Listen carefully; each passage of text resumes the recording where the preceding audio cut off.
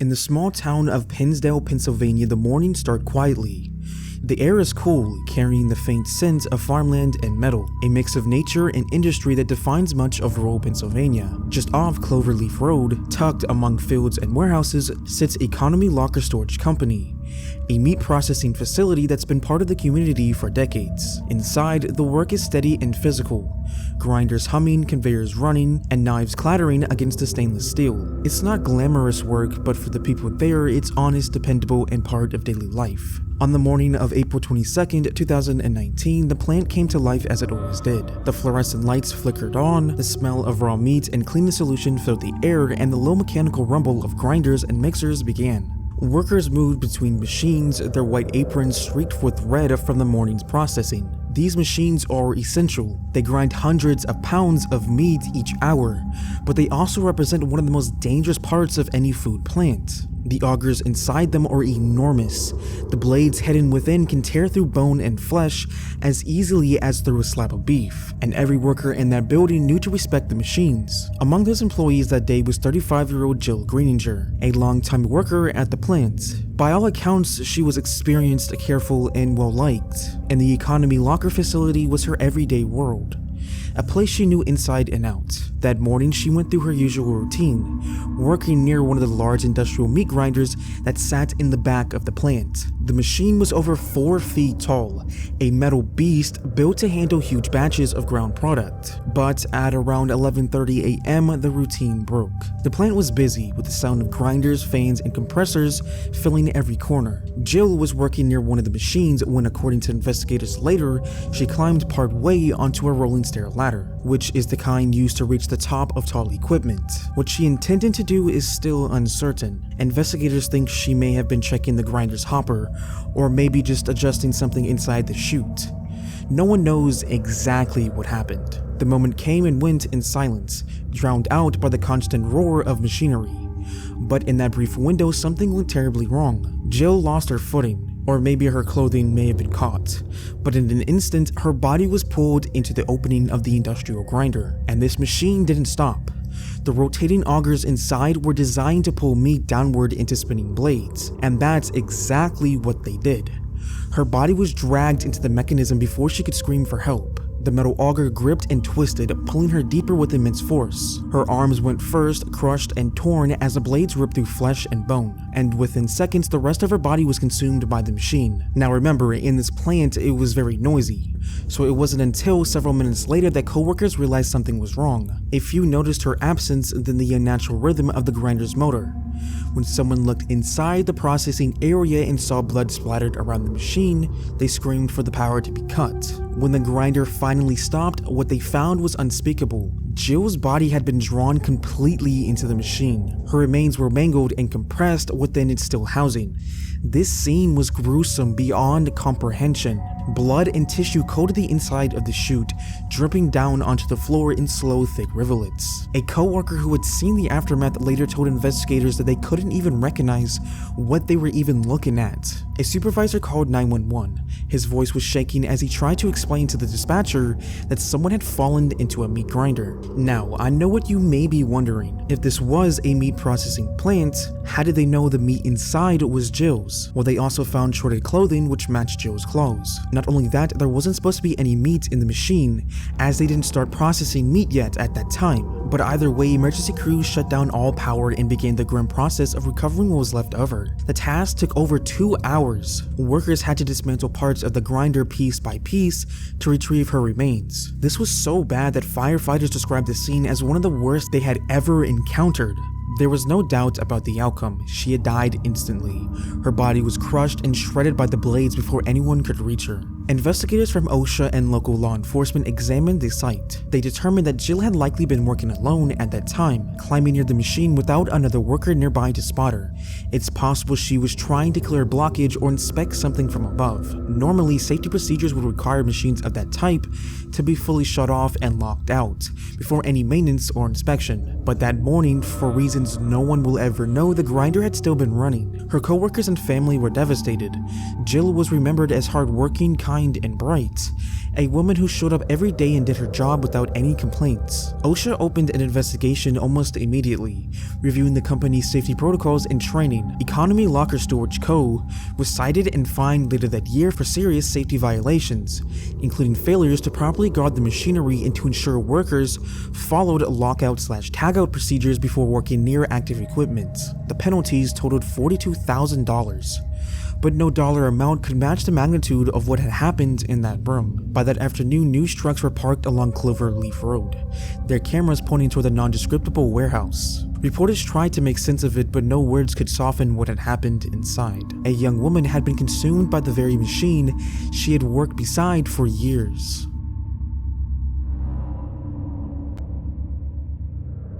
The morning of March 26, 2020 began quietly in Byron, Minnesota. The town sits west of Rochester, surrounded by farmland and low rolling fields that stay pale through late March. That morning was cold and calm, the kind of gray dawn where everything feels half awake. At the edge of the town stood Duke Aerial Equipment, a rental yard filled with towering lifts, scissor booms, and construction gear. The yard was still damp from melted frost, with rows of machines standing silent under a thin haze. Workers there spent mornings inspecting and testing the equipment before it went out for rental. Long metal arms rising and folding in slow mechanical arcs as engines coughed to life one by one. Around 7 a.m., Anthony J. Streed, 37, clocked in. He worked there as a mechanic for years. Colleagues said he was dependable. That morning, he was assigned to perform a function test on an aerial lift, one of those massive jointed machines used to reach power poles or paint the upper stories of buildings. It was routine work. He had done this countless times before. You start the lift, check its hydraulics, extend the boom, rotate it, and make sure every control responds the way it should. The lift he was testing sat on a patch of gravel near the driveway entrance. The ground there sloped just slightly toward the street, and above that stretch of yard ran a row of overhead power lines. Thick black cables strung between tall wooden poles. They had always been there, cutting across the property like a silent boundary. Anthony climbed into the lift's small basket and began testing the controls. The machine's diesel engine rattled to life, echoing through the yard. He raised the boom slowly, with the hydraulic arms groaning as the basket lifted higher into the still gray sky. At ground level, other workers moved around, checking tires and tools, the usual early shift hum of the activity. From below, the basket moved smoothly, up, out, and rotating. Nothing unusual, but the higher the boom stretched, the closer it came to the overhead lines. There was no sound, no spark at first, just the mechanical whirling of the lift's joints. The gap between metal and cable narrowed foot by foot. Now, electricity doesn't warn you when it's about to strike. There's no smell, no crack until it's too late. When the lift arm reached just within arc distance of the power line, maybe a foot or two, the current jumped. And in an instant, 12,000 volts surged from the line into the metal boom. Basically, the machine became a live conductor, and the current followed the easiest path to the ground, through Anthony's body. And this shock was catastrophic. It hit him like a silent explosion, locking every muscle in his body at once. His hands seized around the controls, his back arced violently, and his chest muscles contracted so hard it likely tore fibers in his ribs. Witnesses would later say they saw a bright flash, a burst of white-blue light where the boom met the power lines. For a split second, the air filled with a crackling hiss and the smell of ozone. Then came the smoke. Electrical current superheats everything it touches. The metal burned. The paint on the lift blistered. Sparks rained down into the gravel below. Anthony's clothing caught in small bursts of flame before extinguishing under the heat of the current itself. His skin charred where it made contact with metal. Hands, arms, chest, and internal burns traced through his body like lightning scars. The current passed through his chest, into his abdomen, and out through his feet, exiting wherever it could.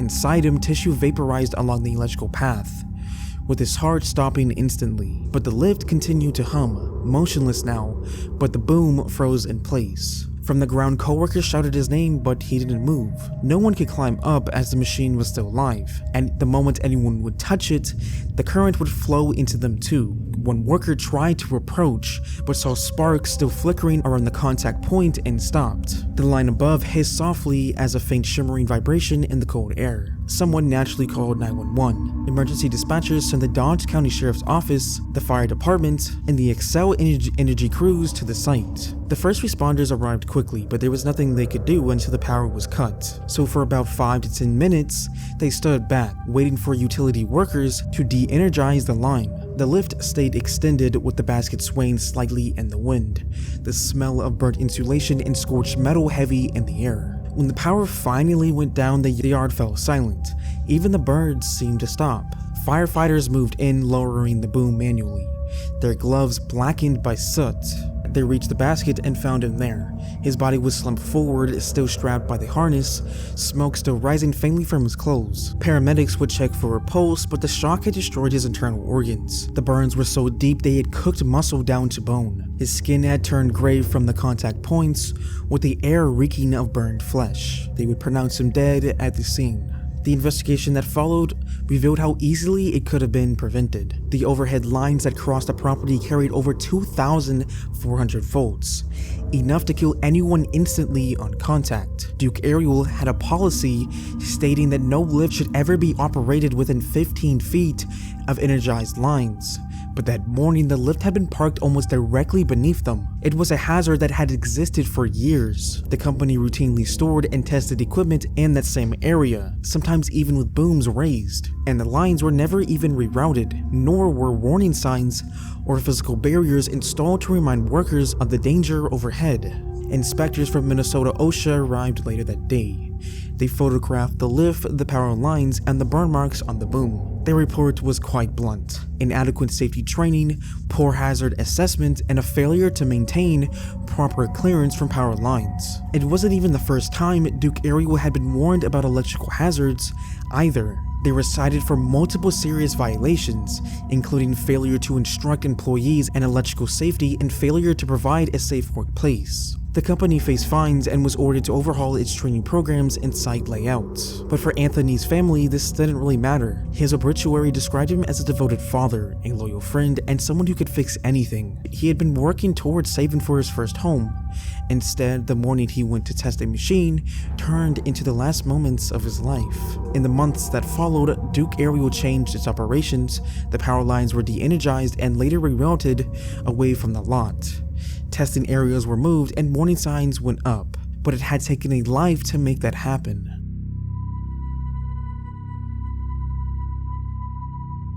Downtown Montreal was still warm. Evening came on June 8, 2009. People had filled the patios that lined Peel Street, taking advantage of the last stretch of daylight. Cars rolled by in slow bursts of traffic, with music blending faintly from somewhere nearby, and the buildings catching the sun in their windows, turning them gold. At one of the restaurants along that stretch, the Madison, a woman named Leah Gilbert sat outside with her husband, Alex Lemaire. They picked the patio because the air felt good after a hot day, and the light breeze coming off the street kept the air moving.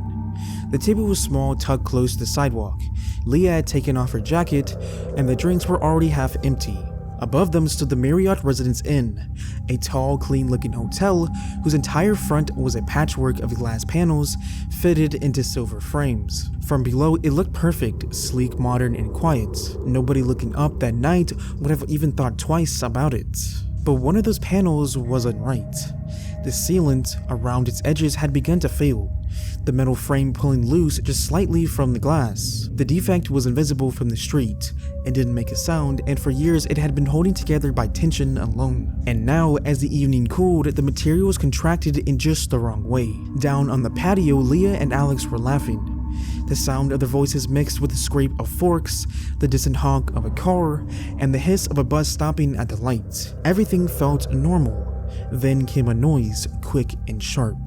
A metallic pop from somewhere above. It was over almost immediately after. A pane of glass nearly the size of a door tore free from its frame and dropped. It didn't tumble nor shatter mid-air. It stayed whole, slicing downward like a blade. People nearby heard the rush of air before they saw anything. The glass hit the patio with a sound no one could forget. It exploded on impact, and the force of it slammed directly into Leah. The panel's edge struck her head and shoulder with all the speed of a falling car windshield. It shattered as it struck, breaking into a rain of jagged shards that sprayed across the ground, slicing into legs, hands, and faces. Dishes went flying, with people screaming and ducking under tables. When Alex looked back at his wife, everything around him had changed. Leah was on the ground beside the table, and she wasn't moving. Her body was twisted at an unnatural angle, half covered in glass. Blood spread fast beneath her, soaking the tiles. Her head and chest had taken the full weight of the panel, and the blow had crushed her skull and severed her neck so badly that the wound poured freely down her shoulders. He dropped to the ground trying to lift her, but his hands were slipping in the blood. The glass was everywhere, embedded in her head, sticking out from her arms, crunching under his knees as he knelt beside her.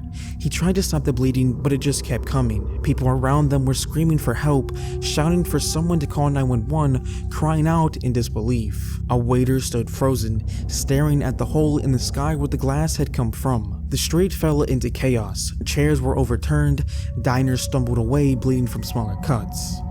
A few brave ones tried to help, using napkins to cover the worst wounds, but Leah's were beyond help. Her breathing never returned, and the light in her eyes was already gone. By the time the first ambulances arrived, Alex was still kneeling in the middle of it all.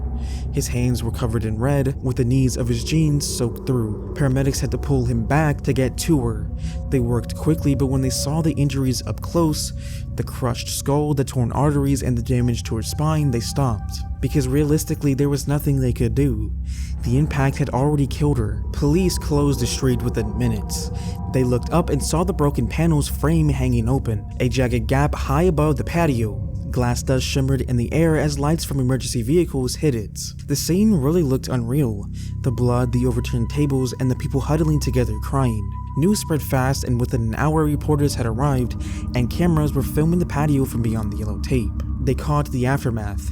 The white tablecloth stained dark, the glass glintering under the lights, and the building's dark opening where the window used to be. The next morning the headlines were everywhere. A woman killed by falling glass in downtown Montreal. It really sounded impossible, but when the engineers began inspecting the facade, they realized the danger had been there all along. The adhesives and bolts were deteriorating. Temperature swings had loosened entire panels, so it wasn't one freak flaw. It was a pattern of neglect that could have sent any of those glass sheets crashing down at any time.